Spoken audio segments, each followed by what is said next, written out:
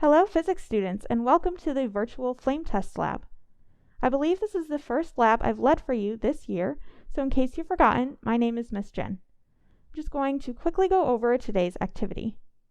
Before you get started, make sure you take a look at the introduction PDF. This will give you some important information to keep in mind as we complete the activity, and will also help you answer the additional questions. Hopefully today's lab is fairly straightforward for you. I will be exposing various substances to flame, and depending on which type of substance it is, it will turn a specific color. If that color is clear on the camera, you'll be responsible for recording and determining that color yourself. If the color is washed out or hard to see, I'll be helping you with this step. Once you've determined the color, you'll also want to identify the element and decide whether it's a metal or a nonmetal using the identification key and the periodic table on your PDF. For the periodic table specifically, you'll notice a thick black line on the right-hand side. Everything to the left of that line is a metal, and everything to the right of that line is a nonmetal. So to figure this out, you'll simply need to find your element on the periodic table. Once you've recorded those three pieces of information, you'll have a few additional questions to answer as well. So now that we've gone over all the logistics for this activity, let's get started. Very quickly, I want to make sure you see all the materials I will be utilizing, as I will be turning off the lights and they may be hard to see at that point. You'll notice a red test tube rack with 15 different test tubes, and those contain all the different substances that will be exposed to flame today. Most of them are solid crystals that will simply be scooped out on top of the wooden splint. However, there are a couple of liquid fluids that are being soaked up by the wooden splints. One of the questions on your handout asks you if there is a difference in the appearance of the flame produced by a solid crystal versus a liquid fluid, so be sure to keep that in mind as we complete the activity. I also want to cover the safety precautions I'll be following as I conduct this activity. If you are here in the lab doing this in person, you'd need to follow the same safety procedures as well.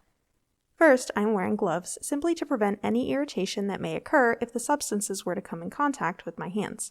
You'll also notice a large beaker with water in the bottom. After holding the splints in the flame for a few seconds, I'll be dropping them into this beaker so that the flame is safely extinguished. Lastly, you'll notice a pair of goggles on the bench, which I will be putting on as soon as I get started to protect my eyes from both the chemicals being utilized as well as the flame. One last thing I'll mention, you'll notice sitting above the identification key on the lab bench is a piece of blue cobalt glass. You read about this on the introduction PDF, and we will be using it to view some of the flames. You will also be answering a question regarding its effect on the appearance of the flame, so keep that in mind as we conduct the lab. For the first substance, I'm going to let you know that you're looking for the color white, since it's very difficult to see. You're only going to see it for a second towards the back of the flame right before the splint itself catches fire.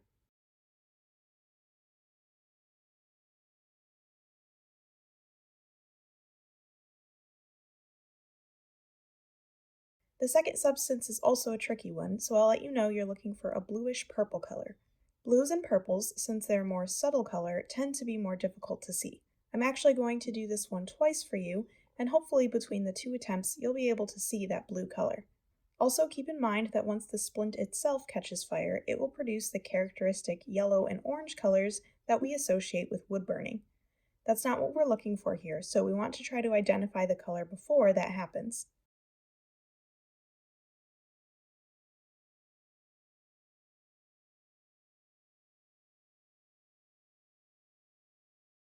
The color for substance 3 should be pretty obvious, so I'll let you figure that one out on your own. I will note that there will be a second substance that produces a very similar color later on in the lab. The difference between the two is that this produces a slightly darker flame.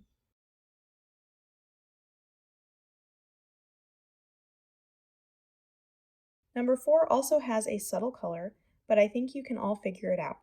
As a hint, this is the second time we've seen this color flame so far in the lab.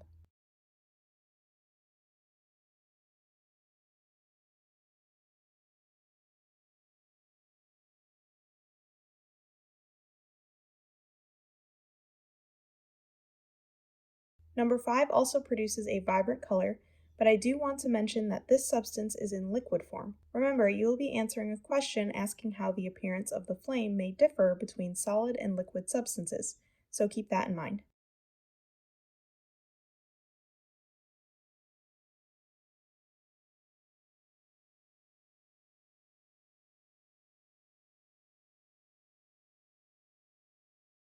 Number 6 is not quite as obvious, but I think you can figure it out. Remember, the yellow and orange colors come from the wood burning, not the substance we're testing. In addition, this is not a color we've seen yet during the lab.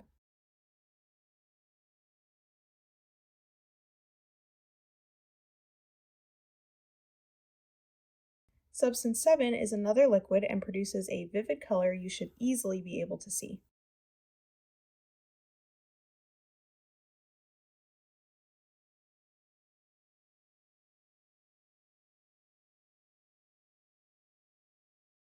The next two substances we're testing are actually the same thing, just in different forms. We'll first test the liquid form, followed by the crystallized form. So again, try to compare the appearance of the flames you see produced by the different forms.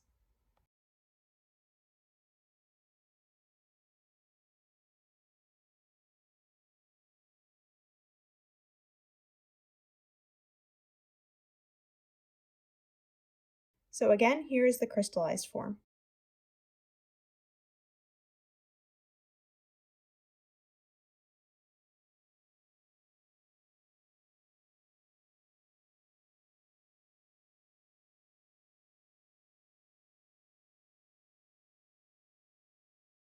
Here is substance number 9.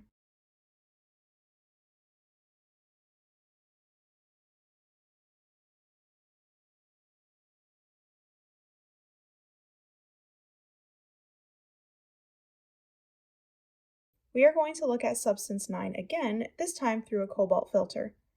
You read about the effect these have on light in the introduction, but now you'll be able to see its effect.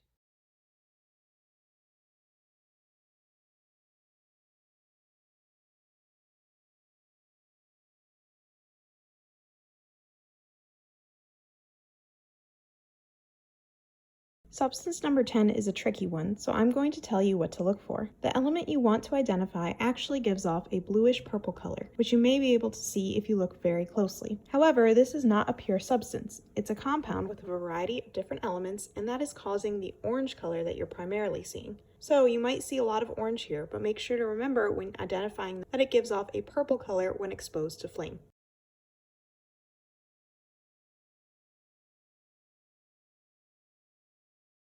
So this is the substance number 10 again, this time through the glass.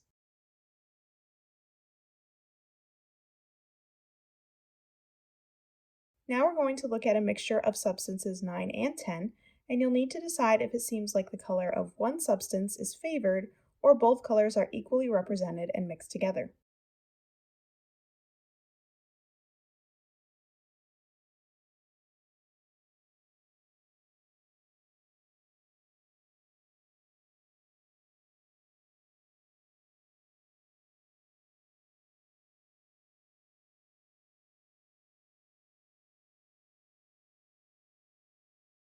We are also going to view the 9 and 10 mixture a second time with the cobalt glass.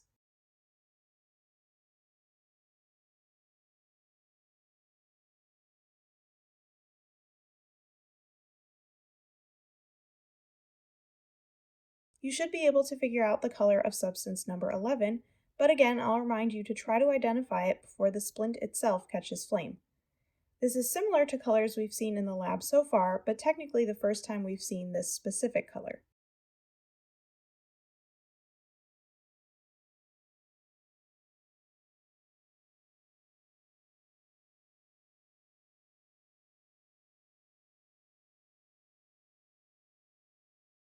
Substance number 12 gives a very obvious color, and we have seen the same color with one of the other substances we've tested.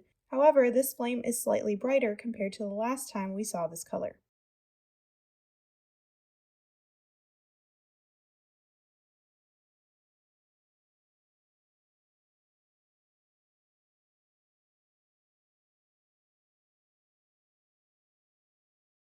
The last substance we're testing is seawater. For this substance, you'll want to compare the color you see to the colors you've seen for the other substances we've tested and try to determine what elements are present in seawater. You've probably already realized this, but as a note, because this is seawater, it is in a liquid form.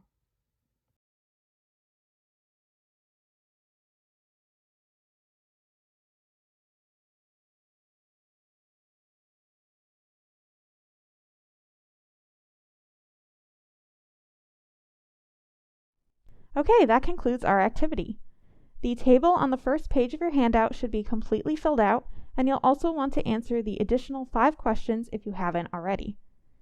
You might be wondering why it's important to understand the colors caused by combustion of certain elements.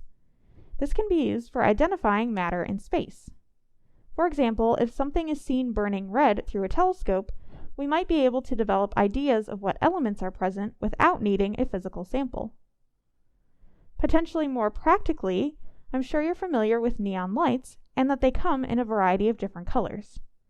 While it's slightly different as those are non-metallic gases being utilized, the colors generated by the lights depend on the element being utilized. For example, orange is produced by the element neon, blue is produced by the element mercury, and so on. Even plasma screen TVs utilize neon gas technology. The last thing I'll mention is purely for fun. If you're familiar with Star Wars, you'll know that lightsabers come in a variety of colors, and you may have wished you could even make your own lightsaber. An engineering team called Hacksmith Industries has actually developed this technology, and to color the lightsabers, they use the same methods that we used in our activity today.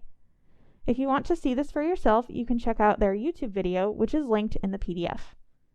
So I hope you enjoyed today's lab and learned a little bit more about the characteristics of elements and light.